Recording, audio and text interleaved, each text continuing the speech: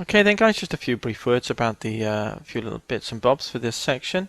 I'd like to say a couple of comments about the symbols that we use and also what we can do with inequalities as well. These are the symbols we typically use for inequalities. We've also of course got equals as well. So these are the four symbols, and this is what they denote: less than. So we read from left to right in that direction, don't we? This distance here is smaller than this distance, so this is an appropriate symbol to be interpreted as less than. So 2 is smaller than 3, and we can use this symbol. It's quite well chosen to represent something that is less than something else. Similarly, less than or equal to, if you just put a double line there, it just means that 2 is less than or equal to 3, say.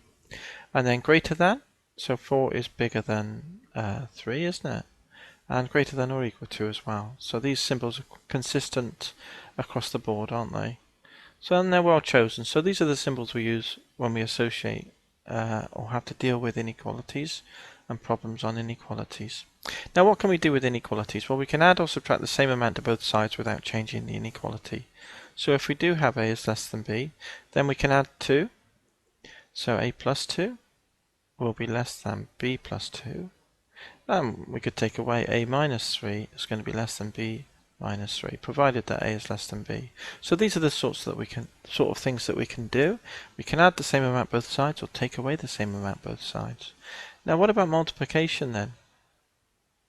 Let's have a look at that. So if we have a is less than b then, well, 2 lots of a will be smaller than 2 lots of b, won't it? And 3 lots of a will be less than 3 lots of b. So yeah, we can multiply, provided they're positive values. We can multiply both sides and the inequality is preserved. But when they're negative, it flips the inequality around, and that's what we've commented upon here. So if a is less than b and we're timesing by a negative number, say minus 2a, and then we got minus 2b, we have to flip the inequality, reverse it. So instead of being less than here, it would be greater than.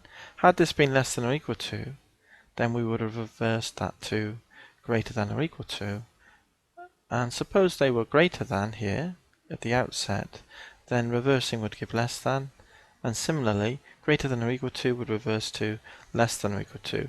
And this doesn't just hold for, of course, for minus 2, but for any negative number. So if we had minus 3, say, the same rules would apply.